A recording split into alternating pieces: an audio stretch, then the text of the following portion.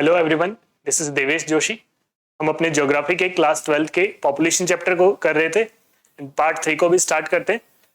Part 3 के अंदर आज जो हमारे टॉपिक्स रहने वाले, population composition, religious composition, composition of working, working population. तो देखिए, अभी तक जो हमने पढ़ा था, पॉपुलेशन के जितने भी डायमेंशंस हो सकते हैं, पॉसिबल डायमेंशंस कौन कौन से, पॉपुलेशन होती क्या है, कैसे उसको हम देखते हैं, काउंट करते हैं।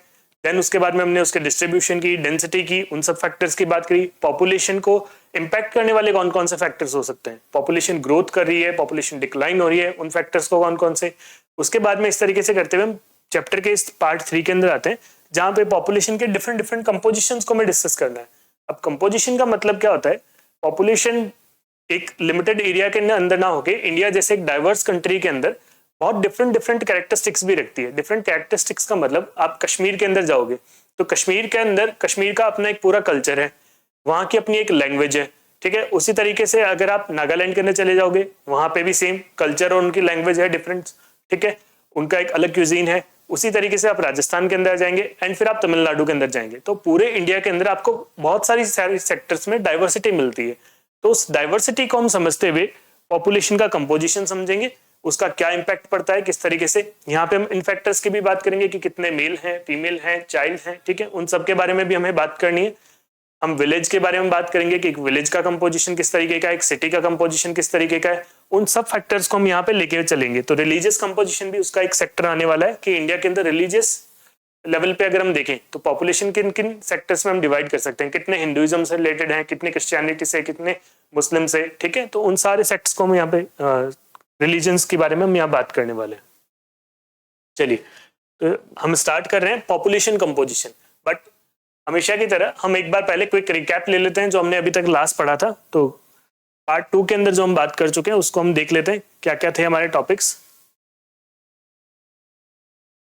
यस, ग्रोथ ऑफ पॉपुलेशन की हमने बात की थी। पॉपुलेशन ग्रोथ क्या होता है, उसके हमने दो फैक्टर्स पढ़े थे, एक था हमारे पास में नेचुरल, दूसरा था हमारे पास में इंड्यूस्ड। तो इन दोनों फैक्टर्स के ऊपर हमने देखा था कि किस तरीके से नेचुरल फैक्टर्स होते हैं और इंड्यूस्ड फैक्टर्स होते हैं। नेचुरल फैक्टर्स के अंदर हमारे पास में क्या था, crude birth and crude death rate था, ठीक है। तो ये नेचुरल के हमारे पास में रीजंस थे, या जिनके थ्रू हम नेचुरल पॉपुलेशन ग्रोथ को समझ सकते थे।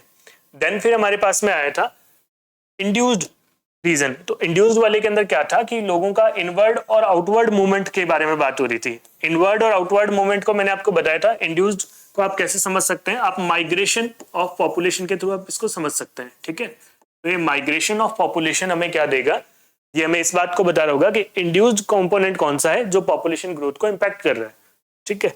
देन फिर हमने बात की थी सीबीआर और सीडीआर क्या होता है, बहुत ज्यादा अभी इंपॉर्टेंट नहीं है। देन फिर हमने बात करी थी कि हमारे पास में जो पूरा इंडिया का सेंसस था उसके अकॉर्डिंग क्या क्या डेटा आए थे। तो हमने देखा था कि सेंसस के अकॉर्डिंग एक बार हमें नेगेटिव ग्रोथ रेट भी देखने को मिली थी। कौन सा ईयर था वो, 1921 का ईयर था जब हमें नेगेटिव ग्रोथ रेट देखने को मिली थी। उसके बाद में हमने बात करी थी कि इस पूरे चार्ट को जब हम देखते हैं तो 24.80 हमारे पास में एक हाईलाइटिंग फैक्टर था। तो इसका मतलब क्या था, 24.80 हाईएस्ट पॉपुलेशन ग्रोथ रेट थी हमारी 1971 के अंदर। और लास्ट पे हमने देखा था 2011 के अंदर हमारे पास में 17.64% की ग्रोथ रेट रही थी, ठीक है। तो ये हमने बात करी थी। फिर हमने क्या देखा था कि ग्रोथ ऑफ पॉपुलेशन को हम इस ग्राफ के थ्रू भी समझ सकते हैं कि अबाउट 25% की ग्रोथ कहाँ है, 22-25% की ग्रोथ कहाँ है, मिनिमम कहाँ रही है। तो हमने देखा था केरला ने बहुत अच्छा पॉपुलेशन कंट्रोल के अंदर काम किया है। उसी तरीके से यहाँ पे हमारे पास में कुछ नॉर्थ ईस्टर्न स्टेट्स हैं, उनके अंदर भी अच्छा काम हुआ है। और दिल्ली के अंदर या यूपी, बिहार या सेंट्रल इंडिया के पार्ट की बात करें तो वहां पे बहुत ज्यादा पॉपुलेशन की ग्रोथ हुई है। फिर हमने बात की थी पॉपुलेशन ग्रोथ को इंपैक्ट करने वाले फैक्टर्स। तो हमने इन 10 फैक्टर्स के बारे में बात करी थी। फिर हमने देखा था कि पॉपुलेशन ग्रोथ जो होती है उसके कौन कौन से फेजेस इंडिया के अंदर रहे थे। तो हमने उसको 4 फेजेस के अंदर डिवाइड किया था। उन चारों फेजेस को हमने हाईलाइट करके पूरा पढ़ा था। तो इन चारों फेजेस को मैंने आपको समराइज करके एक टेबल के अंदर भी दिया था। तो ये रहा एक टेबल था हमारे पास में जिसमें हमने देखा था कि किस तरीके से पॉपुलेशन जो ग्रोथ होती है उसके क्या क्या फेजेस रहते हैं। तो हमने फेज 1 की स्टैग्नेंट फेज की बात करी थी, 1901 से 1921 तक का फेज था। उसके अंदर बताया था कि एक नेगेटिव ग्रोथ रेट भी आई थी हमें, ठीक है। रीजन क्या था, हाई बर्थ और डेथ रेट थे, तो वो हमारे पास में एक सबसे बड़ा इसका कॉज रहा था।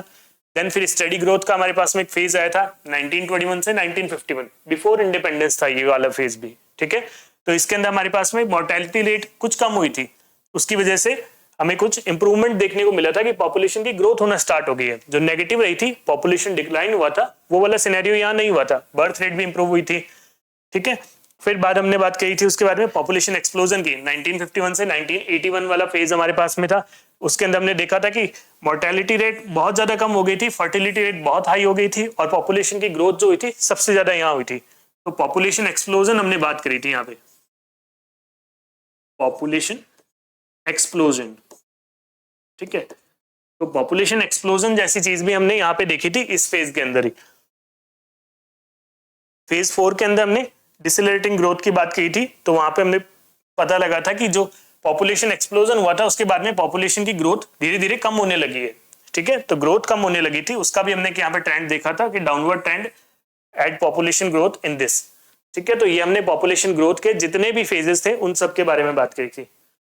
देन फिर हमने देखा था कि ये जो पूरे इंडिया का मैप है उसके अंदर हमें ये पता लगा था कि ये जो नॉर्थ से लेकर के हम इस नॉर्थ सेंट्रल वाले पार्ट को लेकर के नॉर्थ ईस्ट की तरफ जा रहे हैं, इन पूरे स्टेट्स के अंदर क्या हुआ था कि यहाँ पे पॉपुलेशन बहुत ज्यादा बढ़ी थी। और अगर हम यहाँ पे देखें इंडिया के दूसरे पार्ट को, कौन से सदर्न वाले पार्ट को अगर यहाँ पे अगर हम देखें, तो इस पूरे सेक्शन के अंदर क्या हुआ था, पॉपुलेशन का कंट्रोल बहुत अच्छा हुआ था। तो पॉपुलेशन ग्रोथ बहुत ज्यादा नहीं हुई थी, पॉपुलेशन का कंट्रोल अच्छा हुआ था सदर्न रीजन के अंदर। और नॉर्दर्न रीजन के अंदर क्या हुआ था, पॉपुलेशन का बहुत ज्यादा इंक्रीज हुई थी, पॉपुलेशन ग्रोथ बहुत ज्यादा थी। ठीक है, फिर हम आज के टॉपिक्स के ऊपर आते हैं। तो आज का हमारा फर्स्ट टॉपिक है पॉपुलेशन कंपोजिशन। तो कंपोजिशन के अंदर हम बात करेंगे कि पॉपुलेशन के कौन कौन से फैक्टर्स हो सकते हैं। तो देखिए, population composition is a distinct field of study with in population geography with a vast coverage of analysis of age and sex, place of residence, ethnic characteristics, tribes, language, religion, marital status, literacy and education, occupational characteristics, etc. देखो, population को जब हमें divide करना है, population को समझना है, तो उसके लिए कितने सारे फैक्टर्स हमें यहाँ पे मिले। एज हो सकता है, सेक्स हो सकता है, प्लेस ऑफ रेजिडेंस हो सकता है कि लोग कहाँ कहाँ पे रह रहे हैं उसके अकॉर्डिंग भी, एथनिक कैरेक्टरिस्टिक्स हो सकता है, एक कश्मीरियत हो सकती है, ठीक है, एक राजस्थानी हो सकता है, एक मराठी हो सकता है। ठीक है, तो इस तरीके से अलग अलग हमारे पास में एथनिक कैरेक्टरिस्टिक्स आ सकती हैं। ट्राइब्स हो सकती हैं, पूरे इंडिया में बहुत सारी आपको शेड्यूल्ड ट्राइब मिलेंगी, तो वो ट्राइब्स अलग अलग हो सकती हैं। शेड्यूल्ड लैंग्वेजेस मिलेंगी, वो शेड्यूल्ड लैंग्वेजेस इसीलिए तो आई क्योंकि बहुत सारी पॉपुलेशन के अंदर अलग अलग लैंग्वेजेस बोली जाती हैं। तो लैंग्वेजेस के बेसिस पे, रिलीजन के बेसिस पे, marital status, literacy, education, occupational characteristics के बेसिस पे हम पॉपुलेशन के कंपोजिशन को समझ सकते हैं। सबसे पहली चीज जहां से हम पॉपुलेशन के कंपोजिशन को समझना स्टार्ट करते हैं वो है हमारे पास में rural urban composition. Rural urban composition क्या कहता है, composition of population by their respective places of residence is an important indicator of social and economic characteristics. ठीक है, this becomes even more significant for a country where about 68.8% of its total population lives in villages according to 2011 census. तो देखिए, हमें यहाँ पे दो चीजें पता लग रही है कि रूरल अर्बन कंपोजिशन को हम किस बेसिस पे समझ पा रहे हैं। वो हमने प्लेस ऑफ रेजिडेंस की बात करी कि भाई रेजिडेंस आपका कहाँ है, आपका अर्बन एरियाज के अंदर है या आपका रूरल एरियाज के अंदर है। ठीक है, तो उसके बेसिस पे हम क्या कर रहे हैं, पॉपुलेशन को डिवाइड कर रहे हैं कि हाँ जी, इंडिया की इतना % पॉपुलेशन विलेजेस में रहती है और इतना % पॉपुलेशन सिटीज के अंदर रहती है। ठीक है, तो रूरल अर्बन कंपोजिशन हमने वैसे लिखा। 2011 के अकॉर्डिंग हमें क्या डेटा मिलता है कि इंडिया की 68.8% पॉपुलेशन कहाँ रहती है, रूरल एरियाज में रहती है, यानी विलेजेस के अंदर रहती है, रूरल बैकग्राउंड से आती है। Do you know that India has this many of villages, 6,40,867 villages according to the census of 2011, out of which 93.2% are inhabited villages. Basically हमें ध्यान क्या रखना है, वैसे फैक्ट कोई बहुत ज्यादा इंपॉर्टेंट नहीं है, हमें एक आइडिया ये मिल रहा है कि 2011 के सेंसस के अकॉर्डिंग इनहेबिटेड विलेजेस कितने, 93.2%, यानी इतने विलेजेस हैं जहां पे लोग रहते हैं। ठीक है, इंडिया के कुछ ऐसे विलेजेस भी हैं जहां पे लोग नहीं रहते होंगे। ठीक है, इंडिया के कुछ ऐसे विलेजेस भी होंगे जहां पे लोग नहीं रहते होंगे, यानी 93.2% विलेजेस में अगर आप देखोगे या रूरल एरियाज में देखोगे तो वहां पे आपको लोग रहते हुए मिलेंगे। अराउंड 7% ऐसे विलेजेस हैं जहां पे कोई नहीं रहता है। ठीक है, इनहेबिटेड वो नहीं है। नेक्स्ट हम देखिए, ये देखते हैं, examining rural urban distribution reveals disparities with states like Bihar having high rural population and Goa with a lower proportion. तो यहाँ पे हमें क्या पता लगता है कि पूरे इंडिया के अंदर अलग अलग हम स्टेट्स को देखें, कुछ स्टेट्स जैसे हम यहाँ पे एग्जांपल ले रहे हैं,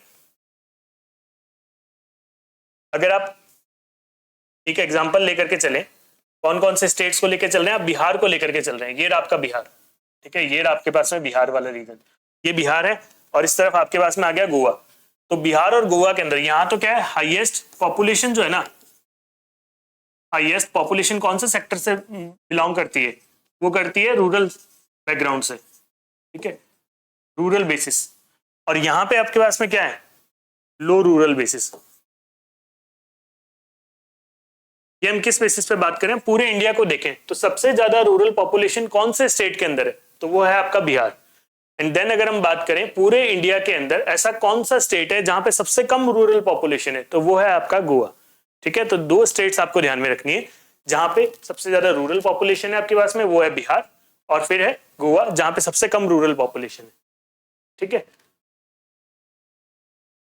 yes, linguistic diversity in India is vast with over 22 scheduled languages and numerous dialects reflecting the country's rich language tapestry।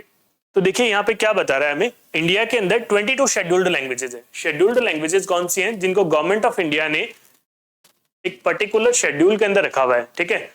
Particular schedule में रखने का रीजन क्या हुआ, वो पर्टिकुलर शेड्यूल में रख करके उन लैंग्वेजेस को उन्होंने प्रोटेक्शन दिया हुआ है। एक तरीके से प्रोटेक्शन का मतलब क्या, उनके अंदर आप लिटरेचर पब्लिश कर सकते हो, उनकी एक एस्टेब्लिश्ड ग्रामर है, ठीक है। उन लैंग्वेजेस के अंदर आप गवर्नमेंट एग्जाम्स दे सकते हो, गवर्नमेंट उन लैंग्वेजेस के अंदर सर्कुलर्स अपने निकालती है, तो वो सब चीजें आपको फैसिलिटी मिलती है जो लैंग्वेज शेड्यूल्ड लैंग्वेजेस में आ जाती है। फिलहाल इंडिया में ऐसी कितनी लैंग्वेजेस है, 22 शेड्यूल्ड लैंग्वेजेस है, ठीक है।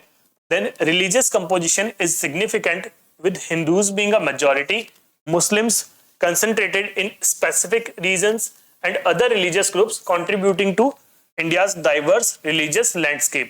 तो इंडिया के अंदर क्या है, मेजॉरिटी कौन से रिलीजन की है, हिंदूज की मेजॉरिटी है, ठीक है। हिंदूज क्या है, मेजॉरिटी के अंदर है। मुस्लिम्स कुछ स्पेसिफिक रीजन्स के अंदर आपको मेजॉरिटी में मिलेंगे।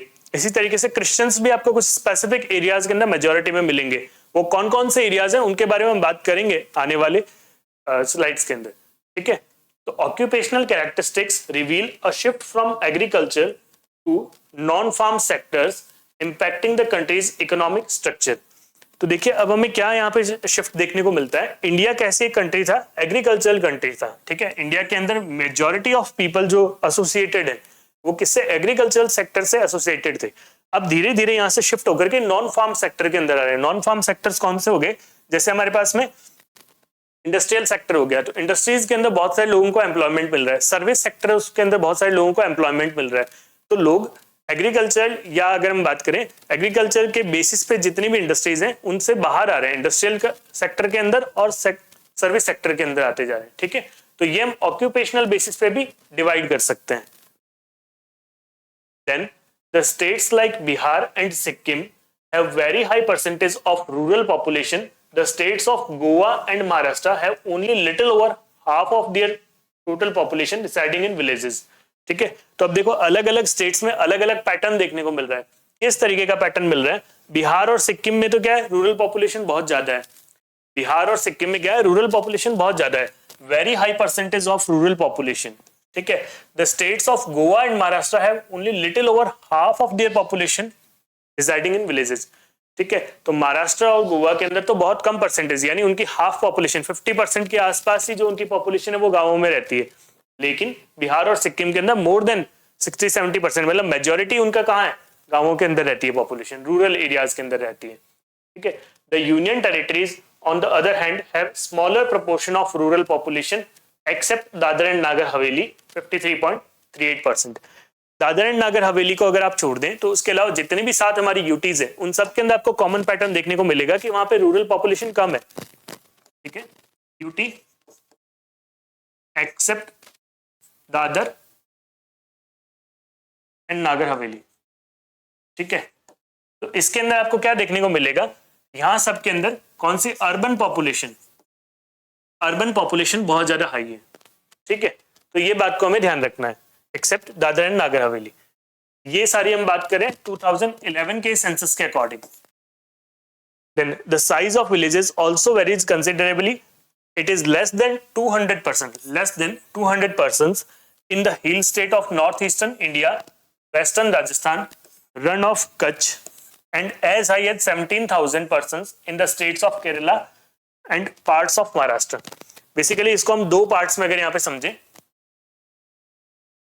यहां तक में देखो पहली चीज ये हमें क्या कह रहा है, less than 200 persons in the hill state, ठीक है। देखो विलेज एरियाज जो है ना, उनका साइज भी पूरे इंडिया के अंदर एक जैसा नहीं है। क्यों नहीं है? क्योंकि वहां पे क्या है कि ज्योग्राफी के ऊपर भी बहुत सारी चीजें डिपेंड करती है। हमने देख लिया था हिल स्टेट्स हैं तो वहां पे रहने की कंडीशंस अलग हैं, तो वहां पे कैसे लोग रहेंगे, या प्लेन एरियाज को आप यूपी के एक एरिया को लेकर के देख रहे थे तो वहां पे विलेजेस का आपको अलग स्ट्रक्चर दिखाई दे रहा है। तो size of villages also varies considerably, ठीक है। It is less than 200 persons. कई बार तो कुछ ऐसे ऐसे गांव होंगे जिनके अंदर 50 लोग ही रह रहे हैं, ठीक है, और कुछ ऐसे गांव होंगे जहां पे हजारों लोग रह रहे हैं। तो हजारों लोग रहने वाली कंडीशन आपको कहां देखने को मिलती है? केरला के अंदर और महाराष्ट्र के कुछ पार्ट्स में देखने को मिलती है। कुछ ऐसे विलेजेस हैं जहां पे थाउजेंड्स ऑफ लोग रहते हैं, लेकिन आपको कौन से एरियाज के अंदर जहां पे टेरेन इतनी फिजिबल नहीं है रहने के लिए? कौन सा? वेस्टर्न राजस्थान, बहुत ज्यादा एक्सट्रीम क्लाइमेट है। North eastern India, hilly region है, ठीक है। और रन ऑफ कच्छ, वहां पे भी ऐसा एक्सट्रीम क्लाइमेट जैसी कंडीशन है कि बहुत ज्यादा वहां पे आपको पानी की अवेलेबिलिटी नहीं है। सेकंड थिंग, वहां पे आपके लिए गर्मी बहुत ज्यादा पड़ती है, तो उस वजह से वहां पे क्या रहेंगे, बहुत कम लोग रह रहे होंगे। अराउंड 200% ही मान सकते हो आप एक गांव में। Then the pattern of distribution of rural population of India reveals that the both at intra-state and interstate levels, the relative degree of urbanization and extent of rural-urban migration regulate the concentration of rural population. तो देखिए क्या बता रहा है कि intra-state भी और inter-state भी दो वर्ड्स आ रहे हैं, ठीक है। हम इंट्रा-स्टेट और इंटर-स्टेट दो चीजों की बात करते हैं। पहले इन टर्म्स को समझते हैं। एक आ रहा है इंट्रा-स्टेट्स और एक आ रहा है इंटर-स्टेट।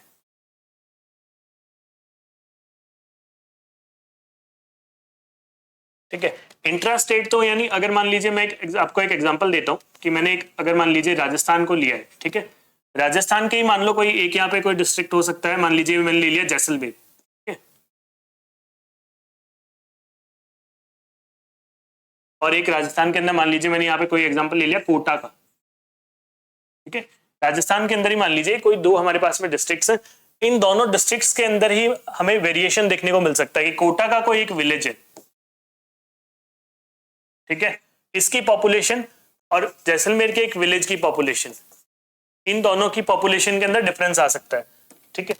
तो यहां पे हो सकता है, फॉर एग्जांपल मैं कह रहा हूं कि मान लो कोई विलेज के अंदर 300 लोग रह रहे हैं, वैसे यहां पे भी अगर हो सकता है आपको 20 लोग ही रह रहे हो, क्योंकि यहाँ का क्लाइमेट फिर भी सुटेबल है और यहाँ का क्लाइमेट उतना सुटेबल नहीं है। जैसलमेर के अंदर बहुत ज्यादा एक्सट्रीम क्लाइमेट है, बहुत ज्यादा गर्मी पड़ती है, वाटर अवेलेबिलिटी भी, ट्रांसपोर्टेशन की फैसिलिटी भी नहीं है। तो ये आपको एक चीज देखने को मिल सकती है एक ही स्टेट के दो अलग अलग रीजन्स में, और ये आपको इंटरस्टेट तो देखने को मिलेगा ही। जैसे मान लीजिए आपने इंडिया का कोई एक रीजन ले लिया, आपने ले लिया मान लीजिए यहाँ पे पंजाब, ठीक है। देन आपने अगर मान लीजिए कोई एक रीजन ले लिया छत्तीसगढ़ के अंदर, ठीक है। तो पंजाब का कोई एक विलेज, वहां पे वाटर अवेलेबिलिटी भी अच्छी है, वहां पे ट्रांसपोर्टेशन भी अच्छा है, इसका कोई आप एक विलेज की बात कर रहे हैं।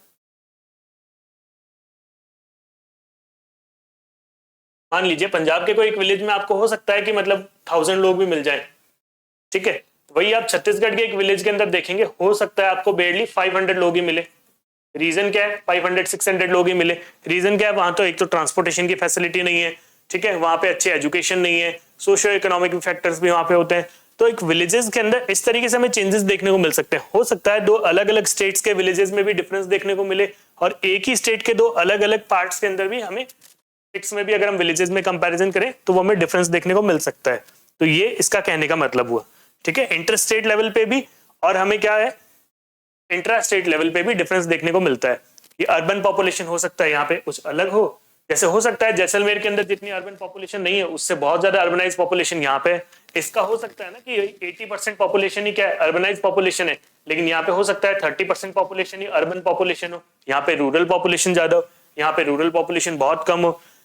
एक फैक्टर में ये भी देखने को मिल सकता है कि यहाँ पे विलेजेस के अंदर लोग कम रह रहे हैं, यहाँ ज्यादा रह रहे हैं, यहाँ पे विलेजेस के अंदर कम रह रहे हैं। तो यहाँ के विलेजेस के अंदर लोग ज्यादा हैं, यहाँ के विलेजेस में लोग कम है, लेकिन ज्यादातर लोग कहाँ है, यहाँ पे सिटीज में, यहाँ पे बहुत कम लोग सिटी के अंदर है मेन, है ना। ये भी हमारे पास में डिफरेंसेस आ सकते हैं. Then the proportion of urban population 31.16%. Urban population की बात की जा रही है in India is quite low but it is showing a much faster rate of growth over the decades. ठीक है, तो एक फैक्ट हमें पता लग रहा है यहाँ पे. क्या पता लग रहा है कि रूरल एरिया के अंदर जो हमारी पॉपुलेशन थी वो अब कहाँ जा रही है, अर्बन एरिया के अंदर जा रही है. या फिर हम ऐसा कहें कुछ रूरल एरियाज अर्बन एरियाज में कन्वर्ट होते जा रहे हैं. ठीक है, तो उसकी वजह से हमें क्या हो रहा है कि अर्बन पॉपुलेशन धीरे धीरे इंक्रीज होते जा रही है. ठीक है, अर्बन पॉपुलेशन इंक्रीज होते जा रही है. अभी कितना है, 31.16% है. ठीक है, the growth rate of urban population has accelerated due to the enhanced economic development and improvement in health and hygienic condition. ठीक है, हेल्थ और हाइजीनिक कंडीशंस वहां पे इंप्रूव हो रही है, हेल्थ इंफ्रास्ट्रक्चर अच्छा मिल रहा है. ठीक है, पहले जैसे सिटीज के अंदर इतनी हाइजीनिक नहीं होती थी सिटीज, तो अब वहां पे वो कंडीशन नहीं है. उसकी वजह से क्या हो गया कि ज्यादातर लोग माइग्रेट करने लग गए अच्छी बेटर अपॉर्चुनिटीज के लिए, चाहे वो एजुकेशन से रिलेटेड हो चाहे उनके ऑक्यूपेशन से रिलेटेड हो. Then almost all the states and union territories there has been a considerable increase of urban population. ये पूरे इंडिया के सारे स्टेट्स और अर्बन यूनियन टेरिटरीज के अंदर देखने को मिल रहा है कि अर्बन पॉपुलेशन जो हमारी है वो धीरे धीरे क्या हो रही है, इंक्रीज हो रही है. अर्बन पॉपुलेशन सब जगह पे इंक्रीज हो रही है. कहाँ पे, हर एक स्टेट और यूनियन टेरिटरी में एक कॉमन फिनोमेना है. This indicates both development of urban areas in terms of socio economic conditions and an increased rate of urban rural urban migration. तो क्या दो रीजंस हो सकते हैं. पहला रीजन में बताया socio economic conditions. Socio economic conditions पहले के कंपैरिजन में इंप्रूव होती जा रही है एंड रूरल अर्बन माइग्रेशन भी हो रहा है. अभी मैंने आपको बताया रूरल एरियाज से अर्बन एरियाज के अंदर लोग जा रहे हैं और हो सकता है कुछ रूरल एरियाज भी अर्बन एरियाज में कन्वर्ट होने लग गए हो. ठीक है, the rural urban migration is conspicuous in the case of urban areas along the main road links and railroads in the North Indian plains, the industrial areas around Kolkata, Mumbai, Bengaluru, Mysore, Madurai, Coimbatore, Ahmedabad, Surat, Delhi, Kanpur and Ludhiana, Jalandhar. तो ये हमें क्या कह रहा है कि भाई कुछ ऐसे सिटीज हैं, जैसे इन सारे सिटीज को जो हमने देखा, इनके अंदर जो मेन रोड और रेल रोड है उनके आसपास जो कनेक्टिंग एरियाज हैं वहां पे क्या होने लग गया, धीरे धीरे माइग्रेशन होने लग गया है और उसकी वजह से अर्बन पॉपुलेशन इंक्रीज होने लग गई है. ठीक है, क्योंकि वहां पे बेटर जॉब अपॉर्चुनिटीज मिल रही है, इस वजह से लोग वहां पे माइग्रेट करने लग गए. देन फिर हम देखते हैं लिंग्विस्टिक क्लासिफिकेशन. अभी तक हमने क्या देखा था कि क्लासिफिकेशन को हमने कुछ अलग अलग फैक्टर्स के ऊपर बात की थी. कौन कौन से वो फैक्टर्स थे हमारे पास में, एक बार हम उसको फटाफट से देख लेते हैं. पॉपुलेशन का कंपोजिशन था जिसके अंदर age and sex, place of residence, ethnic characteristics, tribe, languages, religion, marital status, literacy, education, occupational characteristics, इन सब के ऊपर हमें बात करनी थी. हमने देख लिया रूरल अर्बन को, समझ लिया कि रूरल अर्बन पॉपुलेशन किस तरीके से है. उसके बाद में हमने लैंग्वेजेस के बेसिस पे देखा कि लिंग्विस्टिक डाइवर्सिटी है, तो वो हमें देखने को मिलेगा. इसी को अब हम इन डिटेल पढ़ने जा रहे हैं. फिर नेक्स्ट होगा हमारे पास में रिलीजियस कंपोजिशन, जिसको हमने देखा कि यहाँ पे कौन कौन से रिलीजन की मेजोरिटी और किस किस तरीके से. फिर हमने ये देखा कि विलेजेस के अंदर और सिटीज के अंदर यानी रूरल और अर्बन एरियाज में किस तरीके का ट्रेंड हमें देखने को मिल रहा है, उसके बारे में हमने बात करी थी यहाँ पे. ठीक है, अब हम आते हैं लिंग्विस्टिक क्लासिफिकेशन के ऊपर. लिंग्विस्टिक क्लासिफिकेशन एक ऐसी चीज है जिसमें हमें ये समझना होता है कि अलग अलग लैंग्वेजेस के बेसिस पे पॉपुलेशन को डिवाइड किया गया है. अलग अलग लैंग्वेजेस कौन कौन सी हो सकती हैं. ठीक है, तो पूरे इंडिया के अंदर जो लैंग्वेजेस हैं उनको 4 फैमिलीज के अंदर डिवाइड किया गया है. उन फैमिलीज के बेसिस के ऊपर हम इस पूरे चीज को समझ सकते हैं. ठीक है, उन फैमिलीज के अंदर भी कुछ सब फैमिलीज आएंगी और उनकी ब्रांचेस आएंगे, ग्रुप्स आएंगे. ठीक है, तो यहाँ पे एक लैंग्वेज की फैमिली दी हुई है, उसकी एक सब फैमिली है, उसका एक ब्रांच है, कौन से ब्रांच से वो बिलोंग करती है, एंड देन उसके स्पीकिंग एरियाज है, कौन कौन से एरियाज में उसको बोला जाता है. ठीक है, तो सबसे पहली है हमारे पास में ऑस्ट्रिक या निषाद. ये 1.38% पॉपुलेशन है इंडिया की, वो बोलती है. तो इसकी सब फैमिली कौन सी होगी, ऑस्ट्रो एशियाटिक होगी. ऑस्ट्रो एशियाटिक कौन सी होगी, एशिया का वो पार्ट और ऑस्ट्रेलिया का कॉन्टिनेंट, इन दोनों के अंदर कुछ सिमिलैरिटीज हैं. ठीक है, तो उन दोनों से रिलेटेड हो गया ये. देन आता है ऑस्ट्रोनेशियन. ऑस्ट्रोनेशियन का कौन सा पार्ट हो गया, ऑस्ट्रेलिया के पास में कुछ छोटे छोटे हमारे पास में कॉन्टिनेंट्स, कुछ हमारे पास में रीजन्स आते हैं. ऑस्ट्रेलिया के कॉन्टिनेंट के पास में छोटे छोटे कुछ ऐसे रीजन्स आते हैं. उन रीजन्स के अंदर जो लैंग्वेज बोली जाती है वो भी किस फैमिली से बिलोंग करती है, ऑस्ट्रिक यानी निषाद फैमिली से बिलोंग करती है, 1.38%. ठीक है, उसके ब्रांच कौन कौन सी कह सकते हैं, खमेर भी उसको कह सकते हैं और मुंडा भी कह सकते हैं। ये दो हमारे पास में उसकी ब्रांचेस हैं। स्पीकिंग एरियाज हैं Meghalaya, Nicobar islands, West Bengal, Bihar, Odisha, Assam, Madhya Pradesh, Maharashtra and outside India. Outside India क्यों? क्योंकि मैंने आपको बताया कि जो ऑस्ट्रेलिया एक कॉन्टिनेंट है उसके जस्ट पास में भी कुछ ऐसे रीजन्स हैं जहां पे इस लैंग्वेज को बोला जाता है। ठीक है, फिर द्रविडियन हमारे पास में एक लैंग्वेज आती है। जैसे द्रविडियन का रीजन भी आप समझ सकते हैं, इंडिया से कंप्लीटली रिलेटेड है। कैसे कि द्रविड़ पूरा एक रीजन है जिसके अंदर आप सदर्न स्टेट्स के बारे में बात करते हो और उनकी जो लैंग्वेजेस आती है उनको आप द्रविडियन की कैटेगरी के अंदर रखते हो, तो वो पूरा यहाँ पे आता है। अराउंड 20% पॉपुलेशन है जो इससे लिंक करती है। ठीक है, उसका ब्रांच कौन सी है? South Dravidian, central Dravidian and north Dravidian. ठीक है, तो हमारे पास में जो द्रविड़ वाला पूरा रीजन है ये हम यहाँ देखते हैं।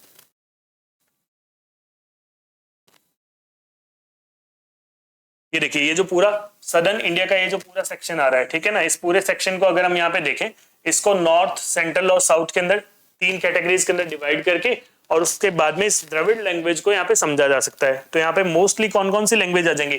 तेलुगु आ जाएगी, कन्नड़ा आ जाएगी, तमिल आ जाएगी। ठीक है, तो इस तरीके से इन लैंग्वेजेस को यहाँ पे डिवाइड किया जा सकता है। तो फिर देखिए यहाँ पे कौन कौन से रीजन्स आ रहे हैं? तमिलनाडु, कर्नाटका, केरला, आंध्र प्रदेश, मध्य प्रदेश, ओडिशा, महाराष्ट्र। अब इसका मतलब ये नहीं कि मध्य प्रदेश आ गया तो सर ये सेंट्रल इंडिया का पार्ट नहीं है। ये सेंट्रल इंडिया का पार्ट है अगर हम ज्योग्राफिकली देखते हैं तो, लेकिन कि कुछ ऐसे रीजन्स हो सकते हैं जो ओवरलैपिंग हो, कुछ ऐसे पॉकेट्स हो सकते हैं जहां पे इस लैंग्वेज को बोला जा सकता हो या इसका इंपैक्ट हमें देखा जा सकता हो। ठीक है, बिहार, ओडिशा, वेस्ट बंगाल, मध्य प्रदेश, ये नॉर्थ द्रविडियन के अंदर आ गए, सेंट्रल द्रविडियन के रीजन हो गए और साउथ द्रविडियन के रीजन हो गए। पूरा पूरा साउथ के अंदर है तमिलनाडु, कर्नाटका और केरला, इसलिए साउथ द्रविडियन के। सेंट्रल वाले के अंदर आंध्र प्रदेश, मध्य प्रदेश, ओडिशा, महाराष्ट्र। नॉर्थ द्रविडियन में बिहार, ओडिशा, वेस्ट बंगाल, मध्य प्रदेश। ठीक है, फिर साइनो टिबेटन। साइनो टिबेटन को 0.85% लोग बोलते हैं। टिबेटो म्यांमारी और सिसमीज चाइनीज। तो ये चाइना के जस्ट ऊपर, जैसे हमने ये मान लीजिए चाइना को देखा, चाइना के जस्ट ऊपर वाला जो रीजन होगा, ये कुछ ये पूरा रीजन जो ओवरलैप कर रहा है, सेंट्रल इंडिया का जो पार्ट होगा वो पूरा किसके अंदर आएगा?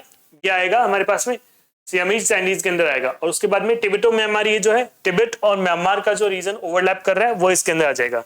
तो टिबेटो हिमालयन इसका एक हमारे पास में सब ब्रांच बन जाती है, एक नॉर्थ असम बन जाता है, एक असम म्यांमारी बन जाता है। ठीक है, टिबेटो हिमालयन कहाँ पे आता है? जम्मू एंड कश्मीर पे, हिमाचल प्रदेश पे और सिक्किम में। तो टिबेटो हिमालयन तिब्बत और हिमालयन रीजन से लिंक कर रहा है। तो हमारे इंडिया का जो नॉर्थ वाला पार्ट हो गया, जम्मू कश्मीर, हिमाचल प्रदेश एंड सिक्किम। नॉर्थ असम की बात करें तो उसके अंदर अरुणाचल प्रदेश असम के नॉर्थ में है, तो इससे लिंक हो जाएगा। फिर असम म्यांमारी की बात करें तो असम, नागालैंड, मणिपुर, मिजोरम, त्रिपुरा एंड मेघालय, ये इससे लिंक करते हुए हो जाएंगे। लास्ट हमारे पास में आता है इसकी family Indo European. Indo European है जिसको आर्यन भी कहा है, 73% इसकी स्पीकिंग पॉपुलेशन है। तो हमारी जो मोस्टली लैंग्वेज जो आ रही है वो किसके अंदर आ रही है? इंडो यूरोपियन यानी आर्यन लैंग्वेजेस के अंदर आ रही है। तो आर्यन से रिलेटेड जैसे आपने थ्योरी सुनी होगी ना कि आर्यंस इंडिया के नहीं थे, आर्यंस ने इंडिया को इन्वेड किया था, यहाँ पे वो आए थे। एक थ्योरी ये भी कहती है कि नहीं, शायद आर्यंस जो थे इंडिया से ही थे। तो उससे रिलेटेड हम देखते हैं। तो सब फैमिली हमारे पास में क्या है? Indo Aryan. तो लास्ट वाला हम फैमिली देखते हैं इंडो यूरोपियन, जिसके अंदर लास्ट हम फैमिली देखते हैं इंडो यूरोपियन, जिसमें आता है आर्यन। यानी 73% इंडिया की पॉपुलेशन है जो इस सेक्शन से बिलोंग करती है। सब फैमिली है इसकी इंडो आर्यन। ठीक है, तो इस इंडो आर्यन फैमिली के अंदर हम क्या देखते हैं? इसकी कौन कौन से ब्रांचेस है? ईरानियन, फिर आती है हमारे पास में डार्डिक एंड इंडो आर्यन। तो इसके अंदर कौन सा है? ईरानियन, आउटसाइड इंडिया, ईरान वाला जो रीजन है वहां पे जो लैंग्वेज स्पीकिंग है। डार्डिक के अंदर आता है जम्मू एंड कश्मीर वाला रीजन, और इंडो आर्यन के अंदर आ जाता है Jammu and Kashmir, Punjab, Himachal Pradesh, UP, Rajasthan, Haryana, MP, Bihar, Odisha, West Bengal, Assam, Maharashtra, Goa and इस तरीके से करके ये हमारे जो स्टेट्स हैं वो सब इसके अंदर आ जाते हैं इंडो यूरोपियन फैमिली के अंदर, जहां पे 73% ऑफ पॉपुलेशन इस पूरे लैंग्वेज को बोलती है।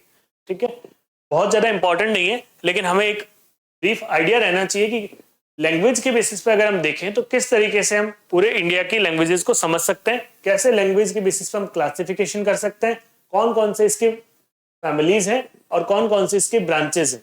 ठीक है, तो फैमिलीज हमें बेसिकली पता रहना चाहिए, और उसके बाद में अगर हमें ब्रांचेस इसकी सब फैमिलीज याद रहे तो हम बेसिकली इनको कनेक्ट कर सकते हैं कि कौन कौन से स्पीकिंग एरियाज इनके होने वाले हैं।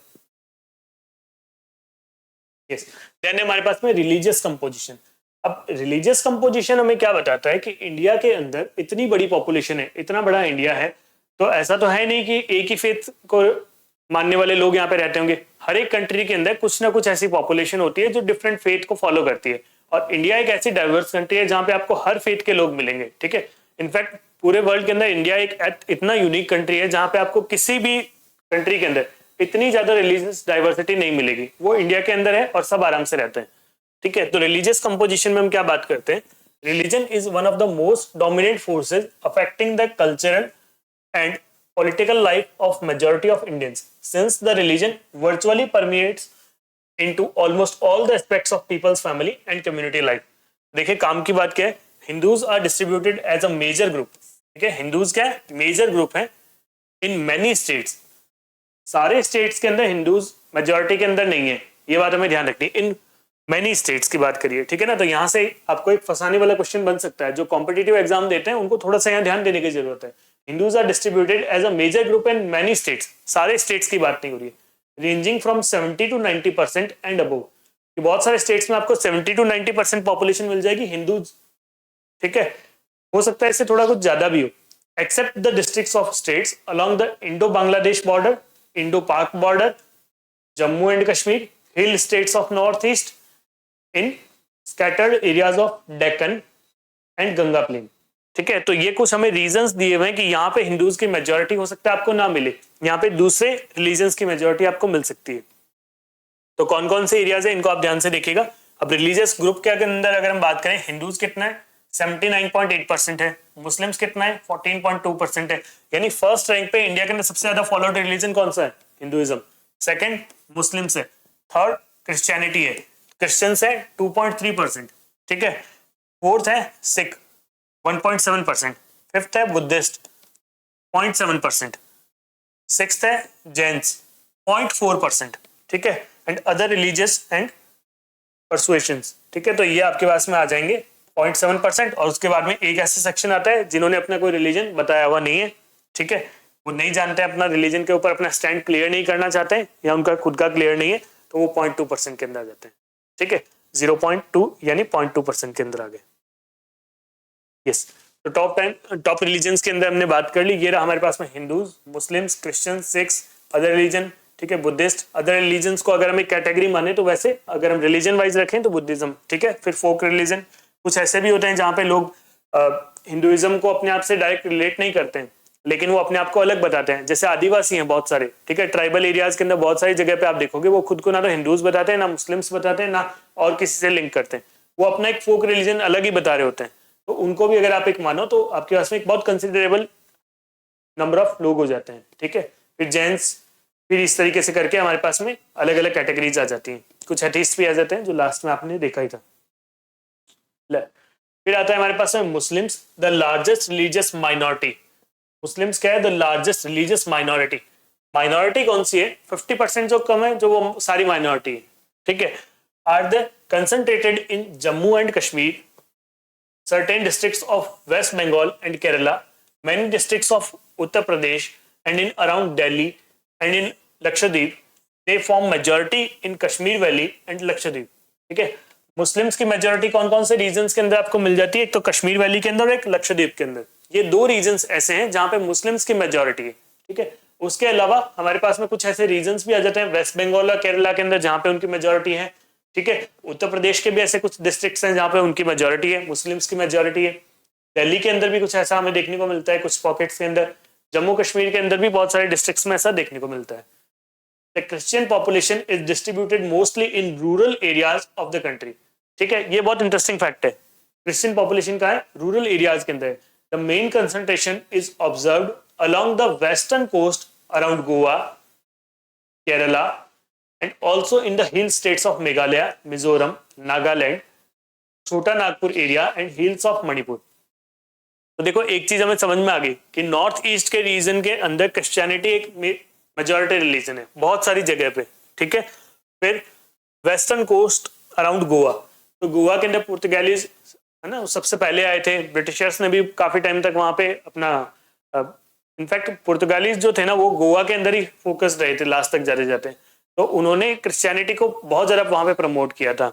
रूरल एरियाज के अंदर अगर आप केरला वगैरह के अंदर देखोगे तो वहां पे ब्रिटिशर्स ने ये काम बहुत अच्छे से किया था, उन्होंने क्रिश्चियनिटी को बहुत प्रमोट किया था, तो क्रिश्चियन वहां पे आपको काफी नंबर में के अंदर मिल जाएंगे। ठीक है, छोटा नागपुर प्लेटू है जो वहां के अंदर भी ऐसा ही आपके पास में कुछ सीन है, और मणिपुर और इन सारे रीजन के अंदर अभी हमने बात करी, यहाँ पे भी क्रिश्चियनिटी एक मेजर रिलीजन है। 6 are mostly concentrated in relatively small area of the country, particularly in the states of Punjab, Haryana and Delhi. Punjab के अंदर हम जानते हैं, हरियाणा के अंदर भी और दिल्ली के अंदर भी, ये 3 मेजर एरियाज है जहां पे आपको 6 मिलेंगे। ठीक है, और इसके अलावा छोटी छोटी पॉकेट्स के अंदर आपको सिख के लोग, सिख धर्म को मानने वाले लोग मिल जाएंगे। फिर है Jains and Buddhist, the smallest religious group in India, have their concentration only in selected areas of the country. Jains have major concentration in urban areas of Rajasthan, Gujarat, Maharashtra, while the Buddhists are concentrated mostly in Maharashtra. ठीक है, तो Buddhism से related ज्यादातर लोग कहाँ रहते हैं? महाराष्ट्र के अंदर रहते हैं, ये आपको ध्यान रखना है। ठीक है, बुद्धिज्म को फॉलो करने वाले ज्यादातर लोग हैं महाराष्ट्र के अंदर। और अगर जैन्स की बात करें तो जैन रिलीजन को फॉलो करने वाले लोग हैं अर्बन एरियाज के अंदर, मोस्टली अर्बन एरियाज के अंदर। जैसे आपने क्रिश्चियनिटी के बारे में देखा तो वो क्या था? रूरल एरियाज के अंदर। ये है अर्बन एरियाज के अंदर, कौन कौन से? राजस्थान, गुजरात और महाराष्ट्र। इसी वजह से आपको राजस्थान और गुजरात के रीजन के अंदर बहुत सारे जैन टेम्पल्स भी देखने को मिलेंगे। ठीक है, तो उसका ये भी एक रीजन है। Then the other areas of Buddhist majority are Sikkim, Arunachal Pradesh, Ladakh, in Jammu Kashmir, Tripura and Lahaul and Spiti in Himachal Pradesh. तो आप इन एरियाज के अंदर जाओगे तो आपको बुद्धिज्म के बहुत सारे सेंटर्स भी देखने को मिलते हैं। ठीक है, तो लद्दाख के अंदर और इन रीजन्स के अंदर आपको काफी सारे बुद्धिज्म के सेंटर्स मिलेंगे जो बहुत अच्छे टूरिस्ट स्पॉट्स भी हो गए हैं आजकल। ठीक है, तो ये सारे रीजन है जहां पे बुद्धिज्म आपको मेजोरिटी के अंदर देखने को मिलता है। The other religions in India include Zoroastrians, tribal and other indigenous faith and beliefs. These groups are concentrated in small pockets scattered throughout the country. ठीक है, तो आपके पास में अलग अलग ट्राइबल रीजन्स भी हो सकते हैं, ट्राइबल रिलीजन्स भी हो सकते हैं जो आपको पूरे इंडिया के अलग अलग पॉकेट्स में अलग अलग रिलीजन्स को मानते हुए दिखेंगे। देन नेक्स्ट है composition of working population. Working population को अगर हम समझे, देखिए वर्किंग पॉपुलेशन क्या होती है? ऑक्यूपेशन के ऊपर अगर हम किसी भी पॉपुलेशन को डिवाइड कर दें तो उससे हम एक वर्किंग पॉपुलेशन को समझ सकते हैं। The population of India according to their economic status divided into 3 groups, mainly main workers, marginal workers and non workers. ये 3 कैटेगरीज हमने उनको डिवाइड किया ऑक्यूपेशन के बेसिस पे या इकोनॉमिक बेसिस पे। ठीक है, फिर in India the proportion of workers both main and marginal is only 39.8% according to 2011 census, leaving a vast majority of about 60% as non-workers। ठीक है, तो नॉन वर्कर्स कैटेगरी में कितने लोग आ रहे हैं? 60% आ रहे हैं, और 39.8% के अंदर 2 कैटेगरीज आ रही है हमारी, कौन सी? मेन एंड मार्जिनल की। This indicates an economic status in which there is a larger proportion of dependent population, further indicating possible existence of large number of unemployed or underemployment people। देखो है क्या, 60% जो population है वो हमें क्या indicate कर रही है? क्योंकि 60% किस में आ रही है? नॉन वर्कर्स की कैटेगरी में आ रही है। तो नॉन वर्कर्स क्या हो सकते हैं? हो सकता है आपके घर में एल्डरली पीपल हो, है ना, फादर मदर हो, आपके ग्रैंड पेरेंट्स हो जो आपके ऊपर डिपेंडेंट है, तो वो इस कैटेगरी के अंदर आ सकते हैं। हो सकता है बच्चे हो जो इस कैटेगरी के अंदर आ रहे हो सकता है आपकी वाइफ्स हो जो काम नहीं करती हैं, या कोई भी ऐसे घर के अंदर जो लोग हो जो काम नहीं कर रहे हैं, या कुछ अनएम्प्लॉयड लोग हैं, तो वो सारे कौन सी कैटेगरी में आ रहे हैं? इस 60% वाली कैटेगरी के अंदर आ रहे हैं।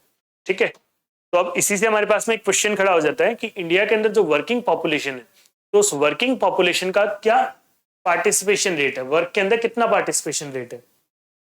तो वो हम देखते हैं। The proportion of working population of the states and union territories show a moderate variation from about 39.6% in Goa to about 49.9% in Daman Diu. ठीक है, तो गोवा के अंदर कितनी पॉपुलेशन है? 39.6% है, और दमन दीव के अंदर 49.9% है जो वर्किंग पॉपुलेशन है। मतलब इतने लोग वहां के टोटल पॉपुलेशन में से काम से किसी न किसी तरीके से रिलेटेड है। ठीक है, the states with larger percentage of workers are Himachal Pradesh. Himachal Pradesh में ज्यादातर पॉपुलेशन क्या है? वर्किंग पॉपुलेशन है।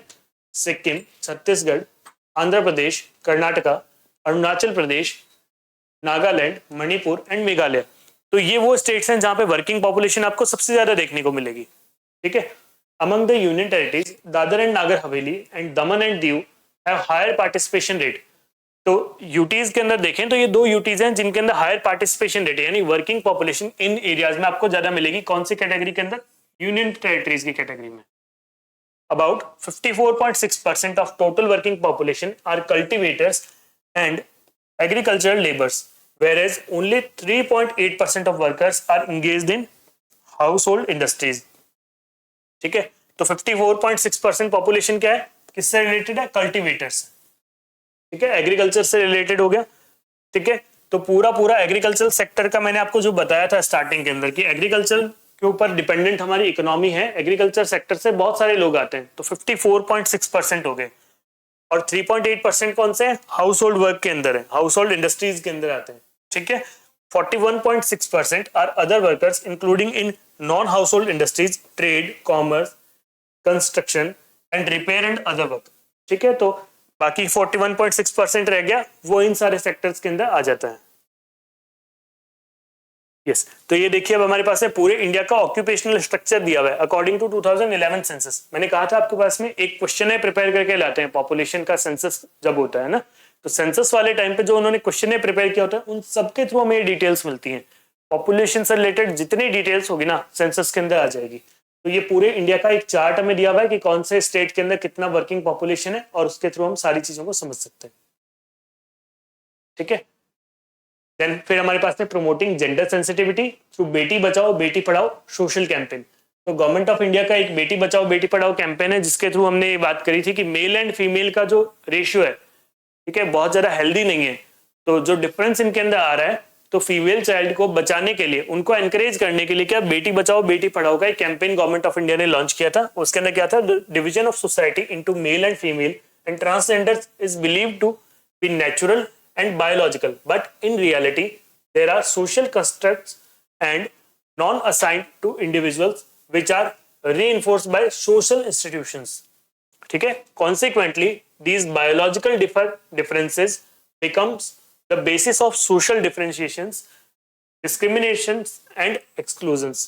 तो बेसिकली क्या होता है, mail and female and transgenders तीन ही कैटेगरी हमारे पास में होती है, लेकिन फीमेल को कुछ सोशल आप मान सकते हो कि इंस्टीट्यूशंस ने, सोशल इंस्टीट्यूशंस अब कोई भी हो सकते हैं, सोसाइटी भी अपने आप में एक सोशल इंस्टीट्यूशन हो सकता है, फैमिली भी हमारे पास में एक सोशल इंस्टीट्यूशन है। ठीक है ना, और तो जो फैमिली के अंदर होने वाले जितने भी सारे लोग हैं वो सब भी, तो जितना भी हमारे सोसाइटी का या फैमिली का एक आउटलुक रहता है फीमेल चाइल्ड के टुवर्ड्स, तो बायोलॉजिकल डिफरेंस को छोड़ करके बहुत बड़ा वो हो जाता है। तो उसकी वजह से क्या हो जाता है, फीमेल चाइल्ड के साथ में डिस्क्रिमिनेशन और एक्सक्लूजन बहुत ज्यादा होने लग जाता है। तो ये क्या एक रीजन रहता है कि जिसकी वजह से उनको डिस्क्रिमिनेशन और जो फीमेल पॉपुलेशन है वो धीरे धीरे कम होने लग गई थी। हुआ क्या था, यूएनडीपी ने मेंशन किया, if development is not endangered it is endangered. ठीक है, उन्होंने अपनी ये बात कही थी कि भाई जेंडर जो डिस्क्रिमिनेशन है ना वो सबसे बड़ी प्रॉब्लम है, तो जेंडर डिस्क्रिमिनेशन के ऊपर काम करना होगा। तो इसके लिए गवर्नमेंट ऑफ इंडिया का ये पूरा प्रोग्राम इसके ऊपर फोकस्ड है। The government of India has duly acknowledged the adverse implications of these adverse impacts of these discriminations and launched a nationwide campaign called Beti Bachao Beti Padhao. तो इन्होंने गवर्नमेंट ऑफ इंडिया ने ये पूरा कैंपेन लॉन्च किया हुआ था। ठीक है, हम देखते हैं the states like Himachal Pradesh and Nagaland have very large shares of cultivators. तो अगर हम पॉपुलेशन के अंदर देखें किस किस सेक्टर से पॉपुलेशन आती है, तो हिमाचल प्रदेश एंड नागालैंड के अंदर मोस्टली लोग क्या है, कल्टीवेटर्स यानी एग्रीकल्चर सेक्टर से रिलेटेड है। On the other hands like Bihar, Andhra Pradesh, Chhattisgarh, Odisha, Jharkhand, West Bengal and Madhya Pradesh have higher proportion of agricultural labours. तो एग्रीकल्चरल लेबर्स के अंदर कौन कौन से ज्यादा कंट्रीब्यूट करने वाले स्टेट्स हैं वो हमारे पास अलग आ गए। कल्टीवेटर्स यानी जो हमारे पास में किसान है वो खुद कौन कौन से कहाँ पे है, हिमाचल प्रदेश और नागालैंड में ज्यादा है। Highly urbanised areas like Delhi, Chandigarh and Puducherry have very large proportion of workers being engaged in other services. Service sector हो गया, इंडस्ट्री सेक्टर हो गया, उनके अंदर लोग ज्यादा काम करते हैं। कौन से एरियाज में? दिल्ली, चंडीगढ़ वगैरह में। क्यों? क्योंकि ये कैसे एरियाज है, अर्बनाइज्ड एरियाज है। ठीक है, सेक्टोरल कंपोजिशन अभी हमें यहाँ पे दिया हुआ है कि कौन कौन से सेक्टर में कैसे कैसे लोग इंगेज्ड हैं। प्राइमरी सेक्टर के अंदर 54.6% है, सेकेंडरी सेक्टर के अंदर 3.8% है, टर्शियरी सेक्टर के अंदर 41.6% है। ठीक है, तो ये हमारे पास में एक डेटा आ जाता है और उसके अंदर मेल एंड फीमेल की नंबर्स भी दिए हुए कि कितने कितने लोग हैं वो इंगेज्ड हैं इनके अंदर। तो हमें आइडिया लग जाता है कि प्राइमरी सेक्टर के अंदर सबसे ज्यादा लोग इंगेज्ड हैं, उसके बाद में टर्शियरी सेक्टर के अंदर इंगेज्ड हैं। यहाँ पे आज हमारा ये चैप्टर एंड होता है। आई होप कि आप लोगों को सब कुछ समझ आया होगा। Revise well and keep learning with Winsome digital learning.